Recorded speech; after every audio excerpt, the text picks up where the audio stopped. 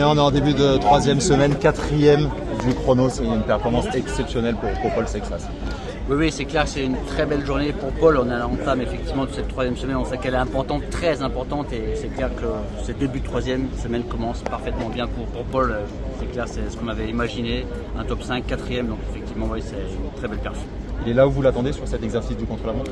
Oui, effectivement, on savait que Renko allait sûrement dominer les débats. Il y a Pogačar, malheureusement la chute de Lipovic.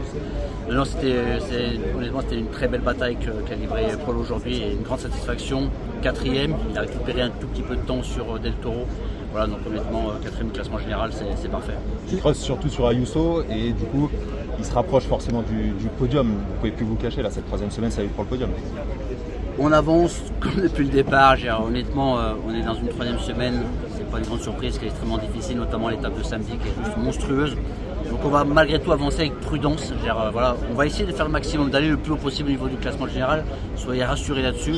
On ne va pas se projeter sur un maillot blanc, sur un podium. Voilà, on va donner le maximum collectivement, individuellement. On sait qu'il y a 3 batailles importantes à livrer jeudi, vendredi et samedi. On sait que les difficultés vont monter crescendo jusqu'à samedi. L'étape, honnêtement, samedi, elle est monstrueuse, donc tout peut se passer. Voilà, et une fois de plus, on va avancer tous ensemble, parce qu'il y a vraiment une très belle bataille à livrer. C'est un duel avec Del Toro qui s'annonce. Quels sont les arguments de Paul pour remporter cette bataille avec Del Toro? La fraîcheur, la résistance, la récupération, tous ces détails. On sait que voilà, il faut tout optimiser sur la troisième semaine du Tour de France. On sait que ces 3 étapes de montagne, que ce soit Orsières-Merlette, l'Alpe d'Huez, l'arrivée iconique à l'Alpe d'Huez, et bien sûr ce que je disais, cette dernière étape samedi, elle est monstrueuse.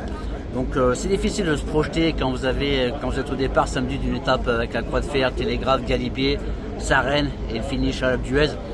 Voilà, on sait que la fraîcheur sera importante, la détermination, je vous en parle même pas, parce que Paul est déterminé à se donner pas à 100% mais à 110%. Il aura tout un groupe derrière lui. Voilà, on sait que ça va pas être facile, parce que voilà, Lidl, Bora sont forts.